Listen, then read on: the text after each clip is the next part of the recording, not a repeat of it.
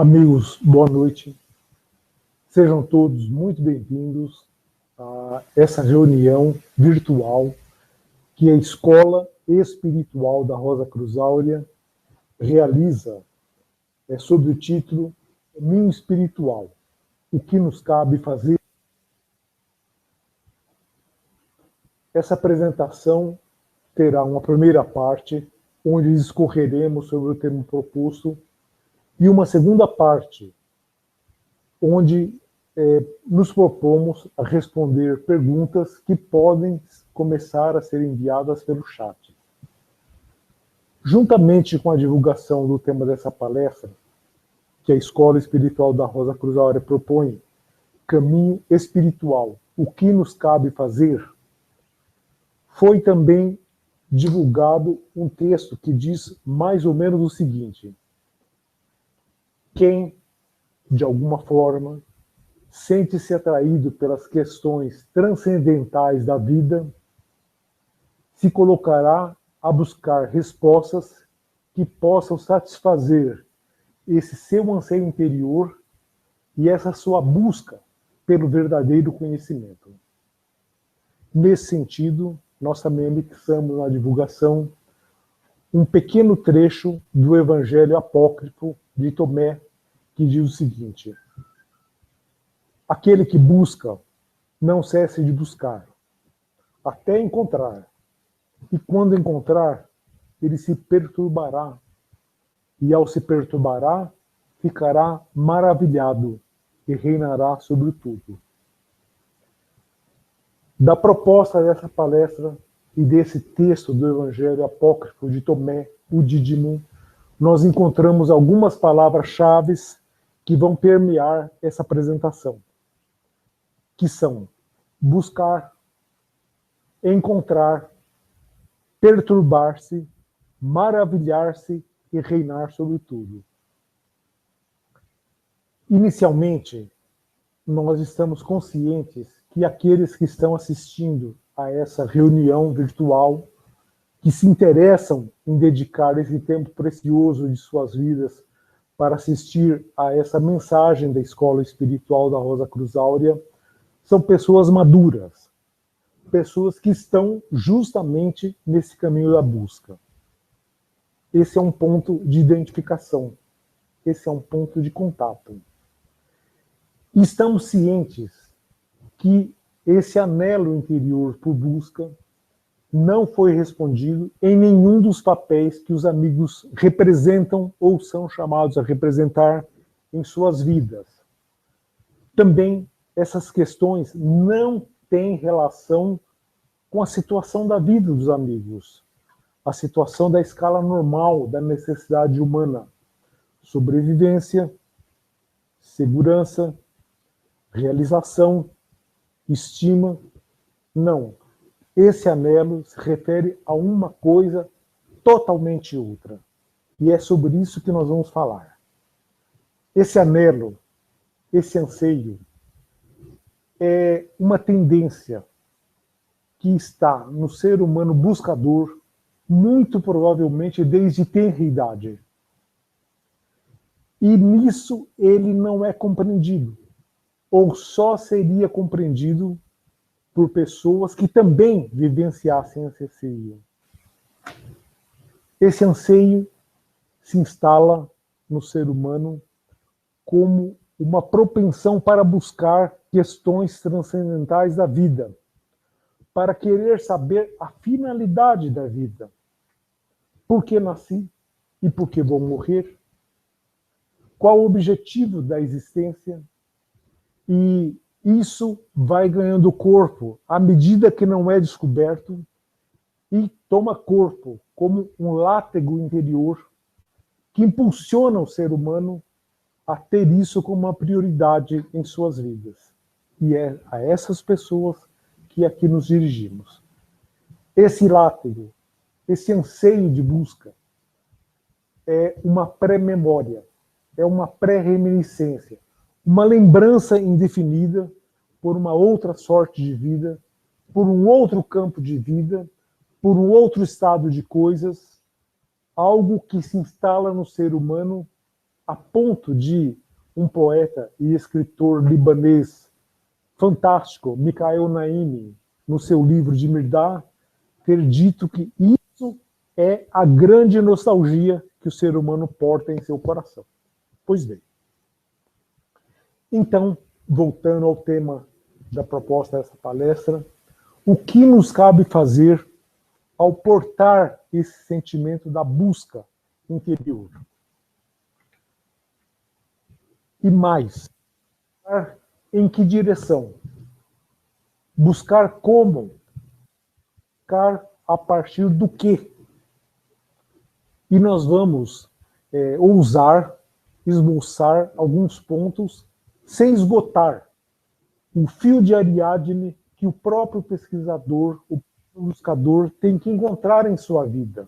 Pois bem, buscar a partir de sua própria realidade.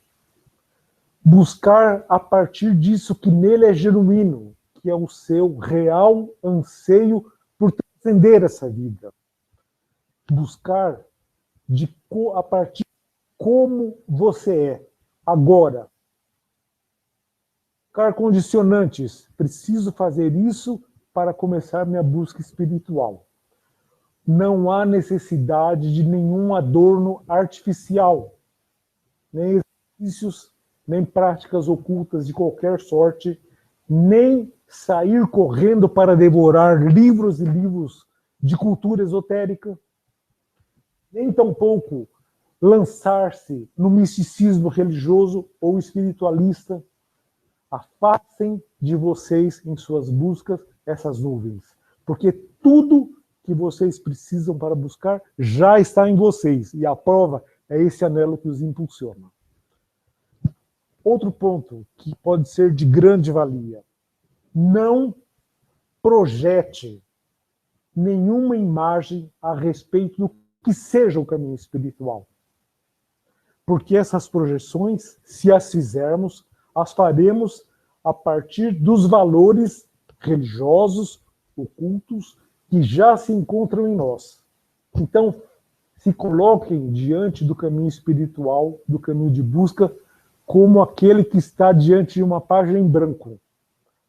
Não há imaginação e nem especulação a ser feito, porque esse caminho é uma totalmente outra realidade a ser descoberta por cada ser humano. Outro ponto. Buscar onde? Buscar dentro e não fora de si mesmos. Amigos, o homem vai cada vez mais longe. Atravessou o oceano, descobriu as Américas, Lua, planetas, e assim vai cada vez mais longe de onde está a fonte na qual ele deve beber, que é o seu interior. Portanto, todos os grandes enviados nos alertam para buscar dentro e não fora. Por exemplo, Hermes Trismegisto diz-nos o seguinte: procura, ó alma, obter conhecimento a respeito de todas as coisas, e não acredites que uma só delas esteja fora de ti. Não. Todas as coisas que deves buscar estão dentro de ti, ao teu alcance. Acautela-te, pois, em buscares fora o que se encontra dentro. Os evangelhos nos dizem o seguinte: vós sois o templo do Espírito Santo. O reino de Deus está mais próximo de vós do que mãos e pés. Dentro, não fora. E o ponto central desse núcleo divino que emite esse chamado silencioso, esse chamado atemporal, essa divina irradiação parte de dentro de nós, não de fora de nós. Outro ponto: buscar as coisas simples, buscar o essencial, fugir da complexidade das coisas complexas, buscar a unidade e abandonar a multiplicidade, ou seja, no caminho reto, dentro de você, buscar o único necessário.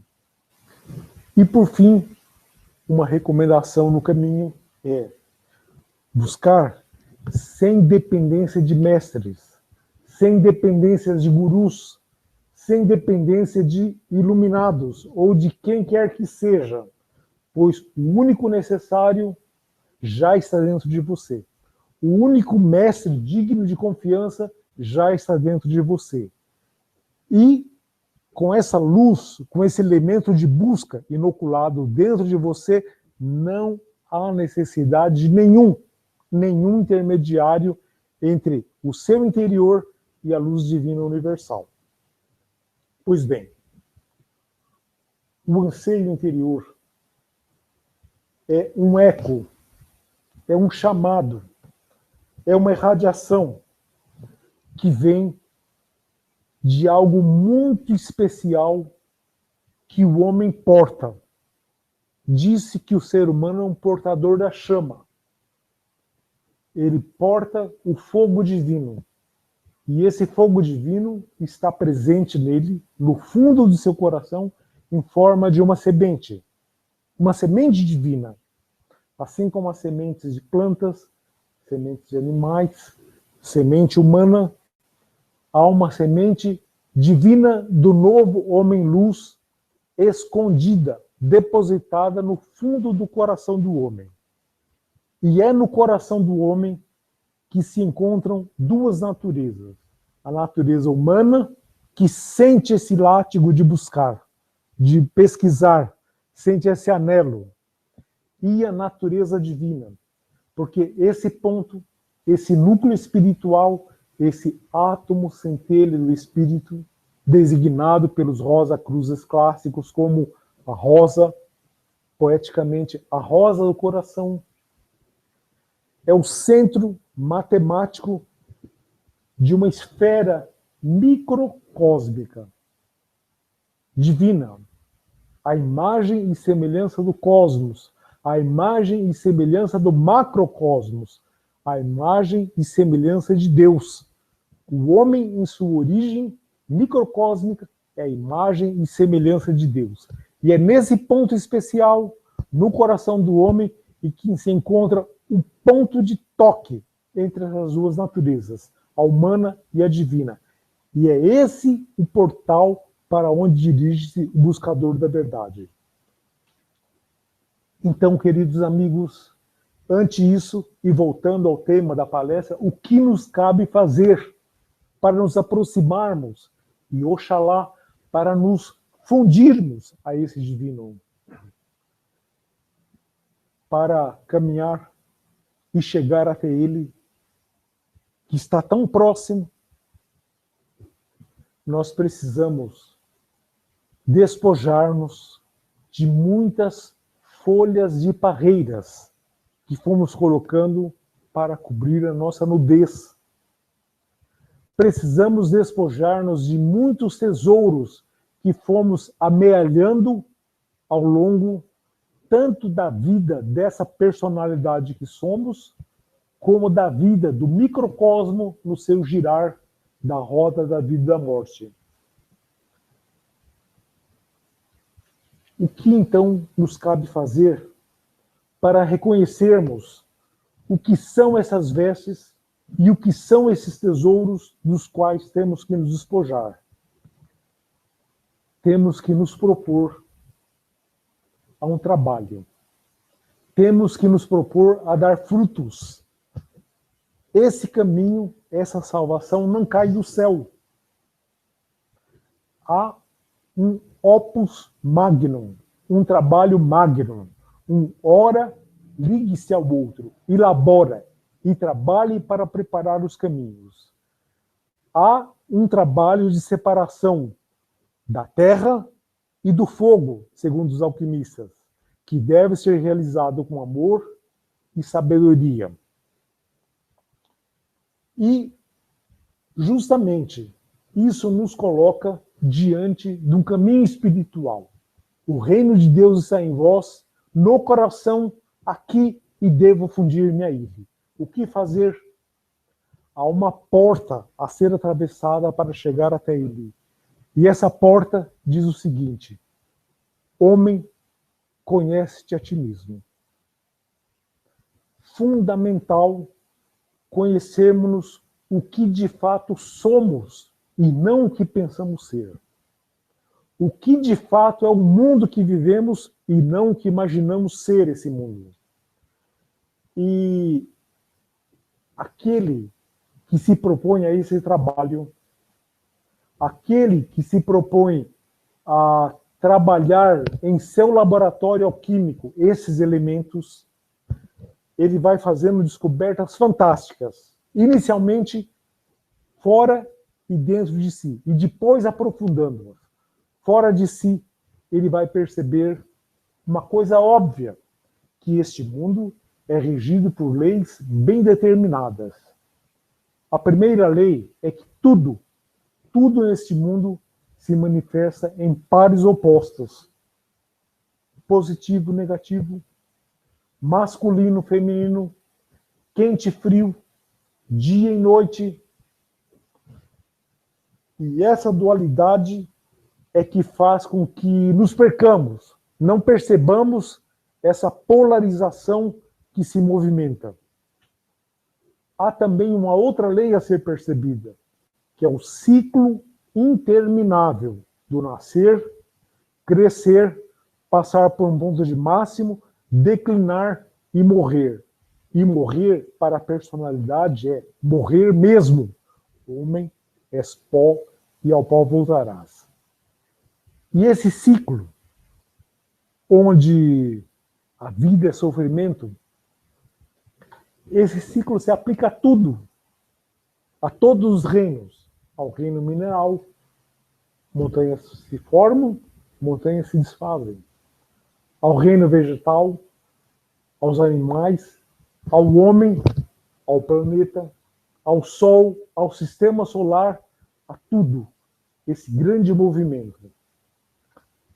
E aí algo a ser percebido.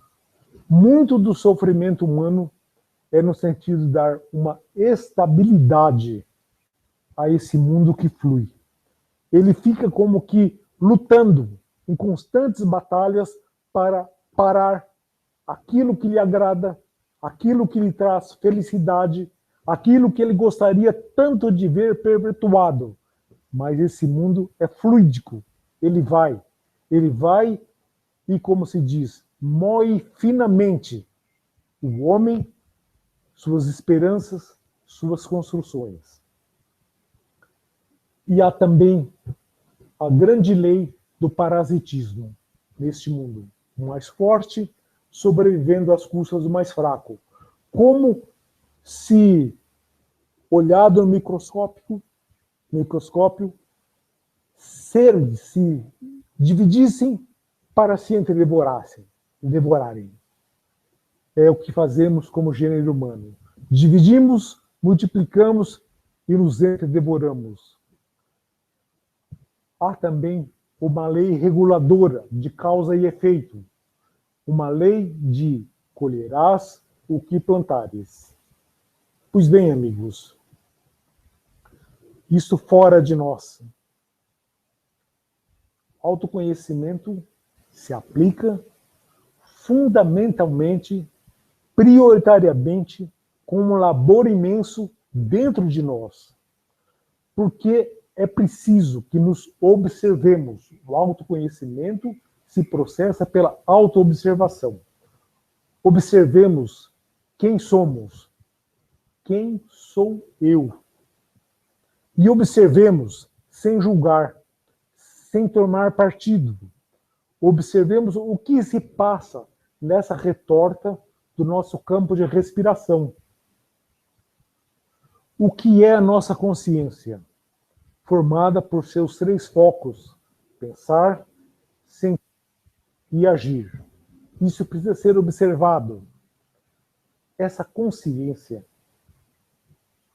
a nossa cabeça, nosso coração e as nossas ações formam um triângulo em desequilíbrio. Não é verdade que pensamos uma coisa, sentimos outra e fazemos outra É preciso perceber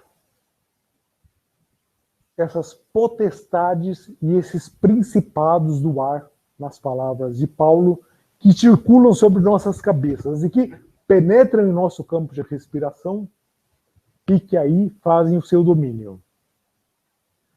Essa percepção vai nos levar a um fato de perturbarmos ao vermos isso, porque temos por dia, todos os dias, milhares e milhares de sinapses, milhares e milhares de pensamentos que vêm a nós, tentam se combinar, tentam se ajeitar, tentam nos arrastar para lá, tentam nos arrastar para cá.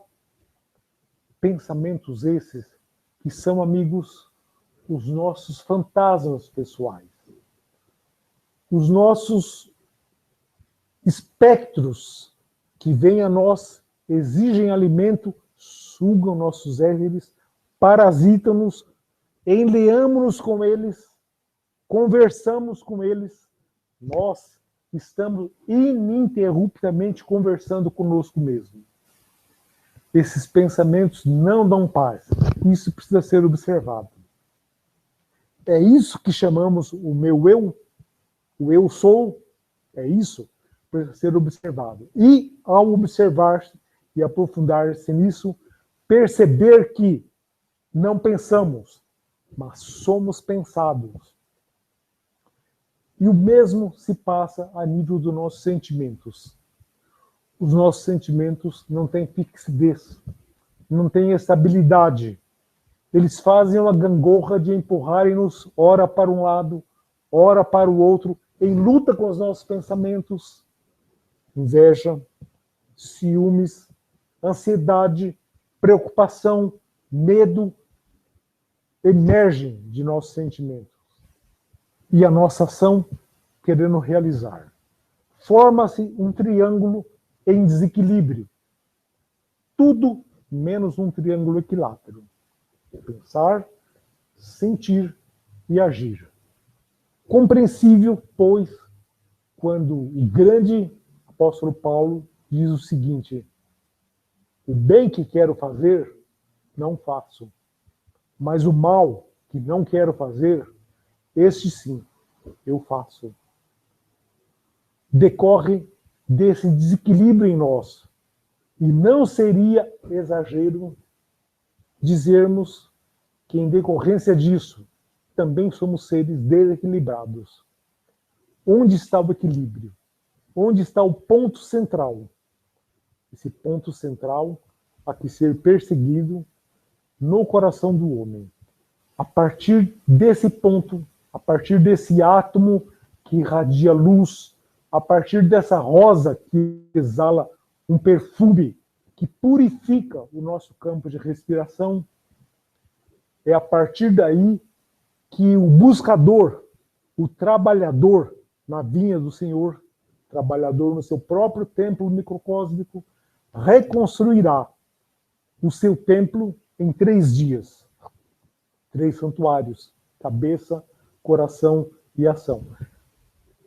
Tendo primeiro, antes da reconstrução, de expulsar os vendilhões do templo. Expulsar esse parasitismo, essa flora, essa fauna astral que o suga. Pensar, sentir. Tomar conhecimento, não reagir, deixá-lo morrer por falta de alimentos. Essa construção microcósmica está na base do trabalho de todo aluno da escola espiritual da Rosa Cruz Áurea. Ao redor desse ponto, reequilibrar esse pensar, sentir e o querer. Reequilibrar seu ser ao redor desse ponto. E ao reequilibrar, ele reconstruirá essa triunidade de sua consciência. E com essa reconstrução, ele irradiará sobre os seus 4 corpos, sobre a sua personalidade, sobre o seu corpo físico, sobre o seu corpo etérico, sobre o seu corpo astral e sobre o seu corpo mental.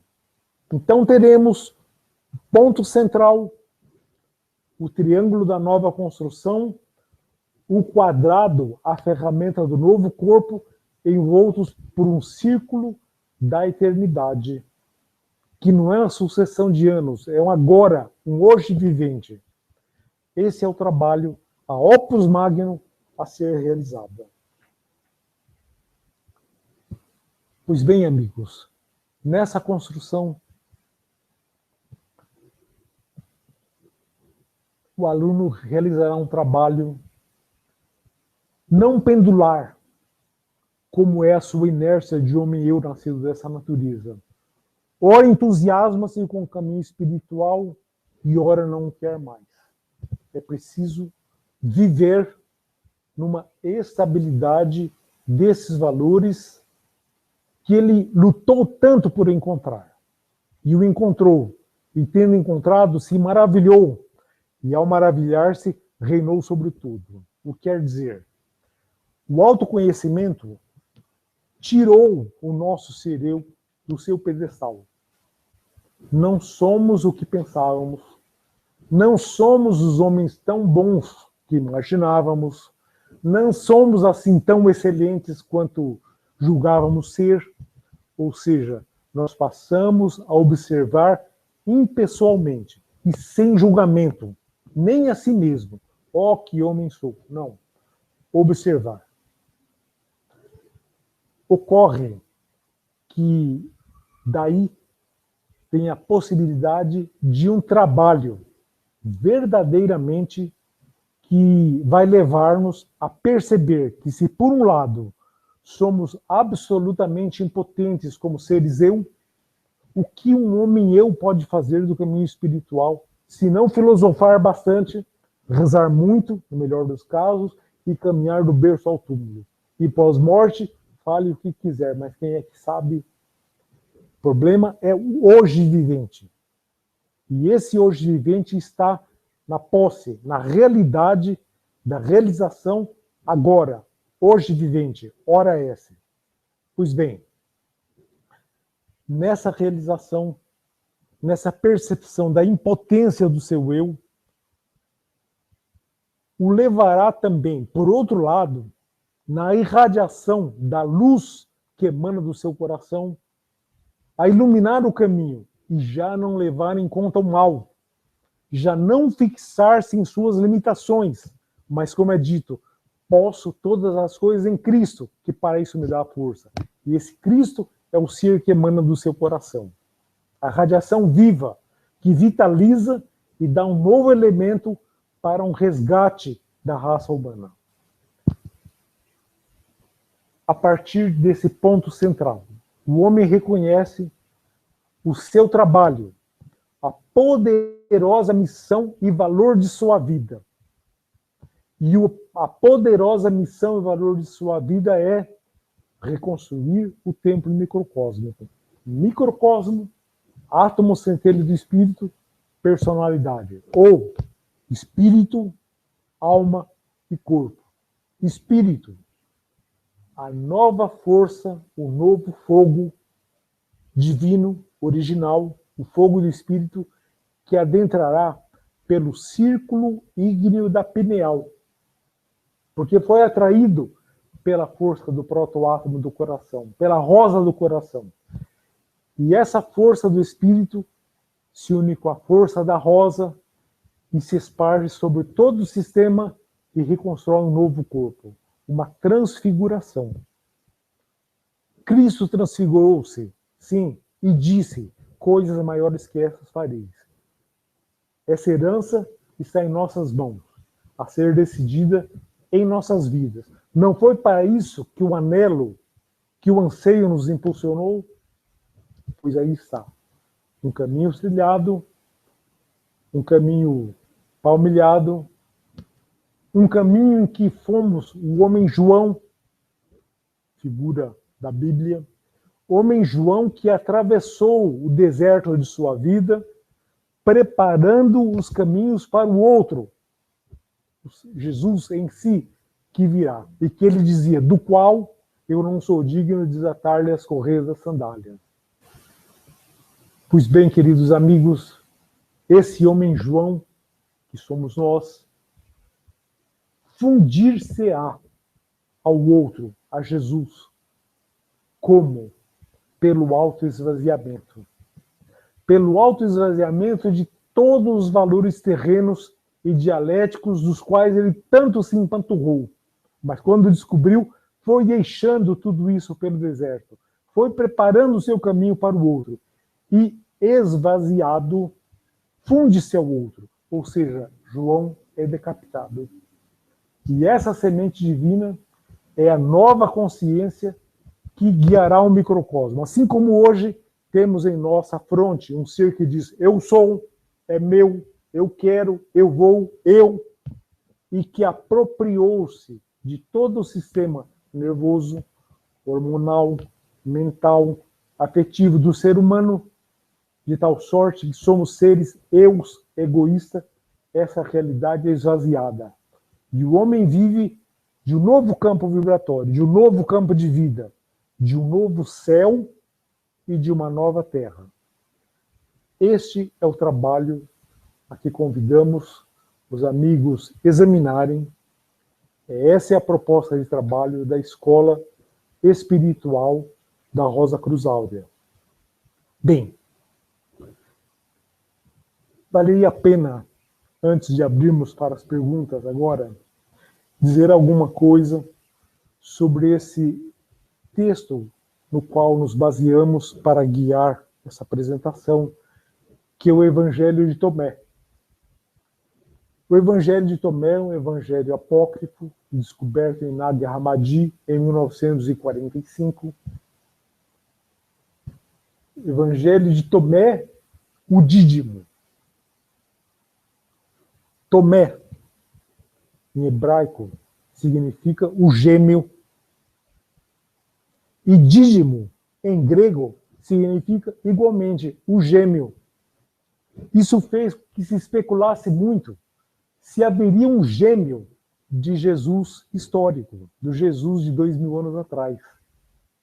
Porque esse evangelho diz assim: e Jesus disse, bem isso, para o transfigurista, para o verdadeiro buscador no caminho espiritual, nada mais claro. Esse gêmeo está em nós. Esse gêmeo é essa semente divina depositada no fundo dos nossos corações, que aguarda ser resgatada. Nós somos o carcereiro desse homem divino em nós. Essa é a alma gêmea que nos aguarda. Quanta ilusão, quanta desdita pela busca da alma gêmea fora de si. A alma gêmea está dentro de si. E aquele que se aproximar dela, dessa adormecida, tocá-la e despertá-la, ganhou a eternidade. Esse é o trabalho da Escola Espiritual da Rosa Cruz Áurea em prol de cada ser humano, em prol do mundo e da humanidade. Agora faremos uma pequena pausa e vamos tomar as perguntas que chegaram.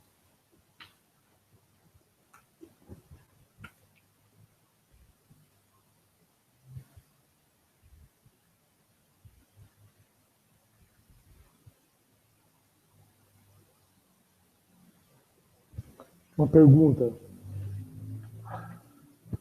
Aquele que atravessa o deserto pode experimentar a ausência de espaço e tempo, ou seja, a quarta dimensão ou a sexta região cósmica? Interessante essa pergunta, porque ela nos coloca claramente entre um dos fundamentos da filosofia, da Escola Espiritual da Rosa Cruz Áurea, que é também um fundamento da doutrina universal. Aquele que atravessa o deserto é o homem dessa natureza. O homem divino não precisa atravessar nenhum deserto. E ao atravessar essa natureza, vamos pisando no deserto. E o que é o deserto? Vamos ver a nossa realidade. O deserto é esse campo de vida que nos confunde. O deserto é caracterizado por mudanças bruscas de temperatura. Frio intenso à noite, calor escaldante durante o dia. Dualidade. Um deserto, por sua formação de dunas, nos enleia e nos ilude. Um deserto nos desorienta. Então, essa travessia do deserto será uma desorientação se não for pela bússola da busca do outro, da busca do Cristo em si. E na travessia do deserto é o contrário. Não vamos entrando em outras dimensões, não vamos amealhando valores espirituais, mas vamos nos esvaziando. Vamos nos esvaziando na realidade da vida. Não absortos numa região diferente, numa região imaginada, mas caminhando firme na realidade da vida. O adentrar em outra região compete àquele a quem nos dirigimos, ao outro em nós, ao Cristo em nós. Essa realidade é muito clara para os alunos da Escola Espiritual da Rosa Cruz Áurea. Vamos ver mais pergunta aqui, só um instantinho.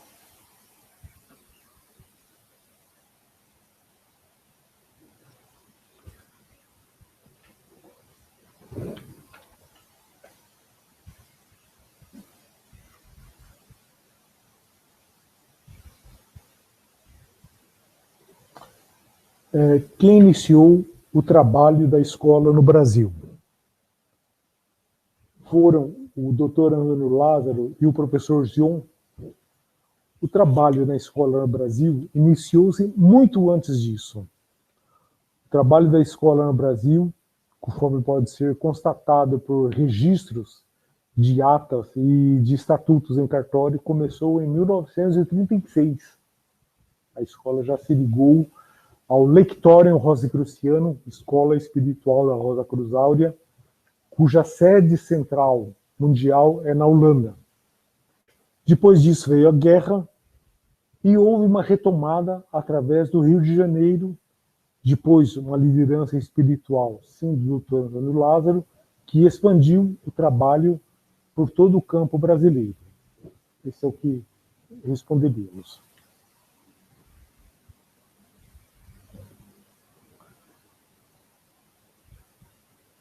O ser humano é multidimensional?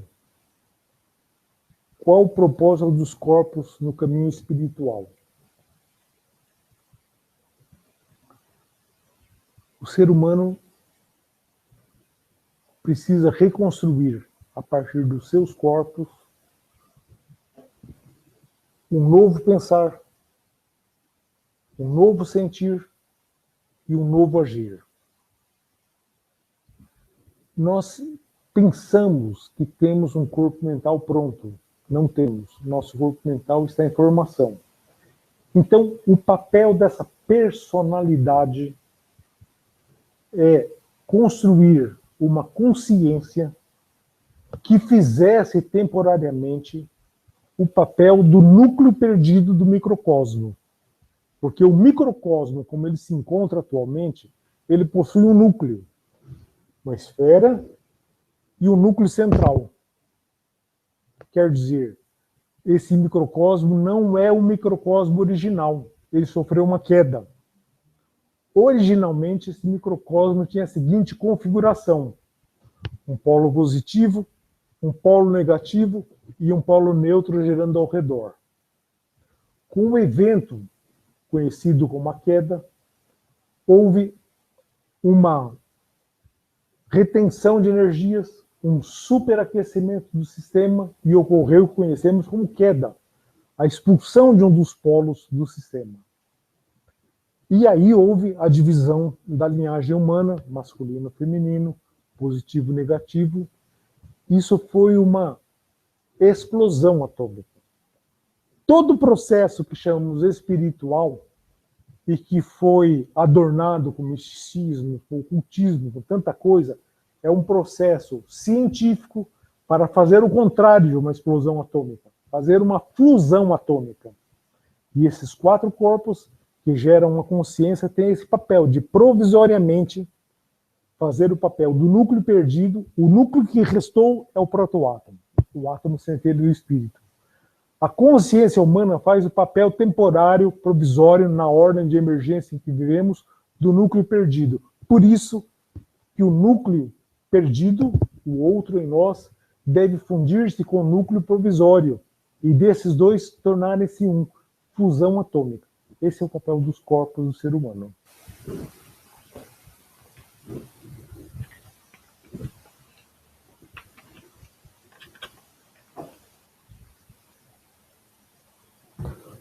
Como me esvaziar e dar espaço ao outro. Fantástico.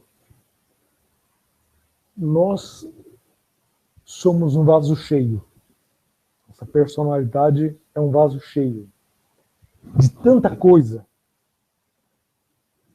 inútil e útil para nós que sufocou o outro em nós. Então, concretamente, é pela autoobservação, por ir paulatinamente decantando esses valores, não reagindo aos pensamentos que ocupam espaço, não reagindo aos sentimentos que ocupam espaço, ir esvaziando o vaso. Mas para isso, vamos fazer um parênteses. Nós mesmos não temos essa força. O eu não pode sair por si mesmo do fundo do poço. Seria como tentar sair do fundo do poço puxando os próprios cabelos. Não funciona. Nós estamos cheios de registros magnéticos dessa vida e de vidas anteriores. Uma escola espiritual é um campo de força que ajuda o pesquisador, o aluno sincero, a desmagnetizar esses pontos. É preciso uma força maior. Meu reino não se constitui em palavras, mas em força, para desmagnetizar esses pontos. E assim, aquilo que antes tomava a nossa atenção, já não reagimos a ele.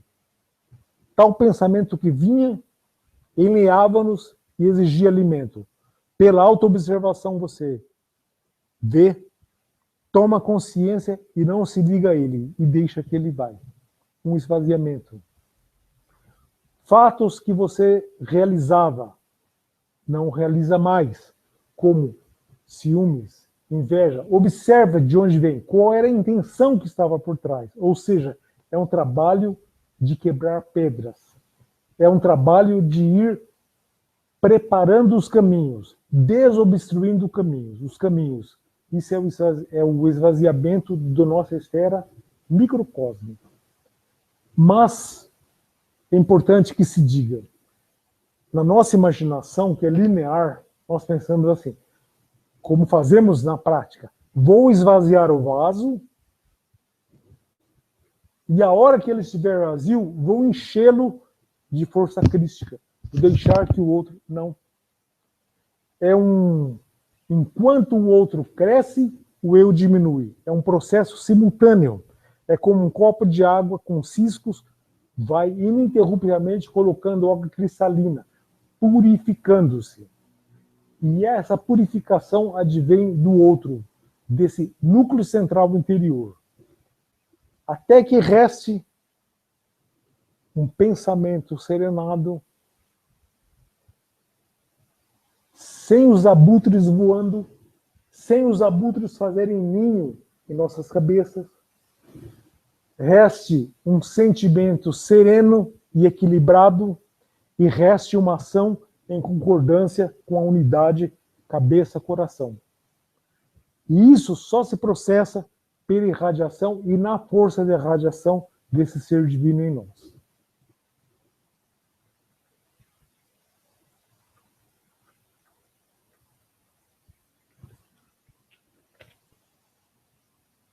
Como saberei que estou despertado para o Cristo em mim? Quem fez essa pergunta é porque já está. Como saberei se estou despertado para o Cristo em mim? Despertou. Busque. Aquele que busca, continue buscando até encontrar. E o fato de estar buscando é a segurança que encontrará, porque está em você.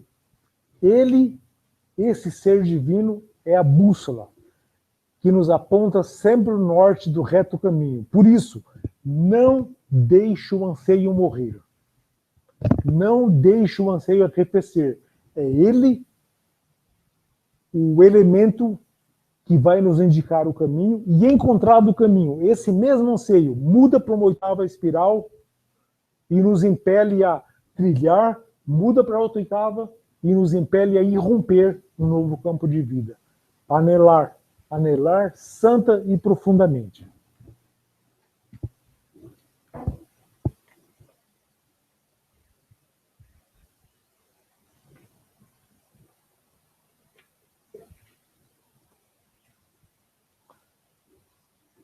Uma pergunta que vamos tentar abordar e temos consciência que será uma abordagem para fornecer uma informação inicial.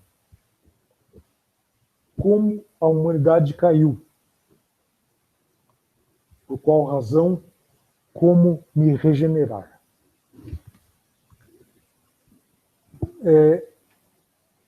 Imaginemos um campo de vida onde a humanidade, criação divina, caminha.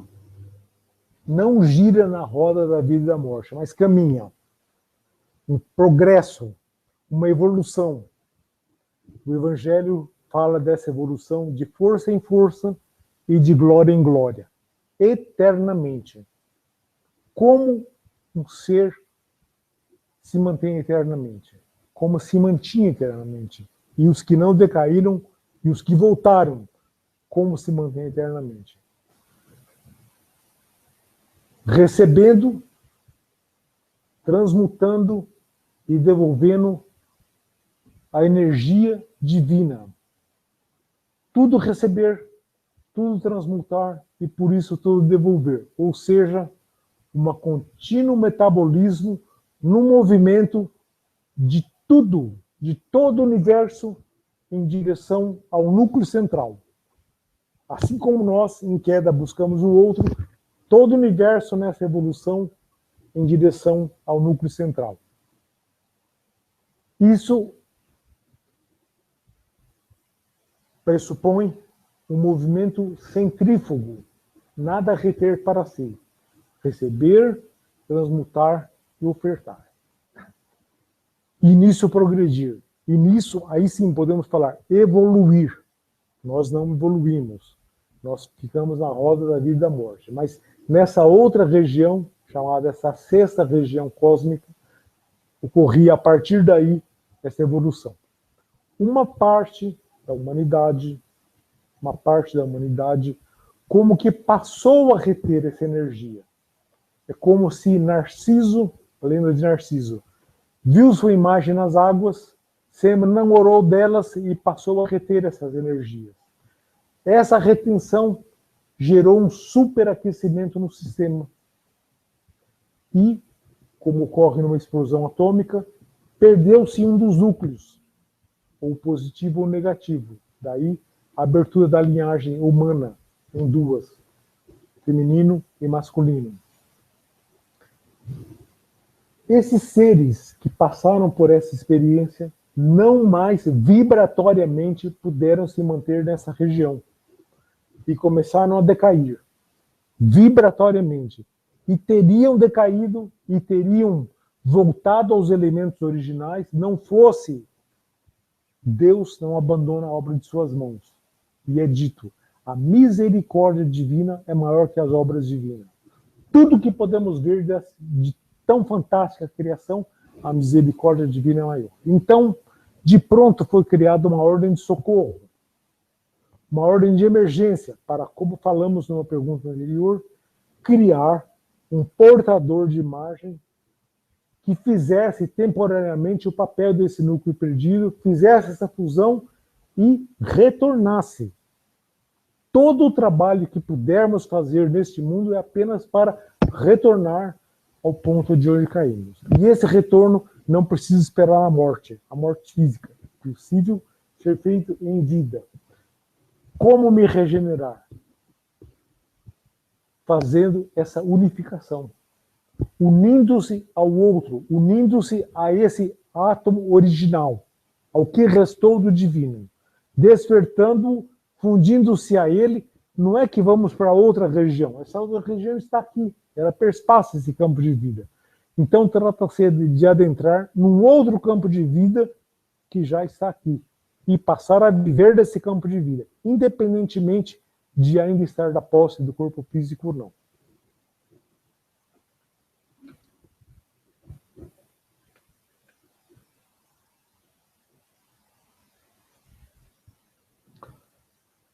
Complementando essa pergunta, com a queda, o microcosmo habitou a forma humana imediatamente? Foi preciso, como acabamos de dizer, uma ordem de socorro que preparasse esse portador da imagem. Nós não somos o homem divino. Isso é uma confusão. Nós somos um portador, portamos o homem divino.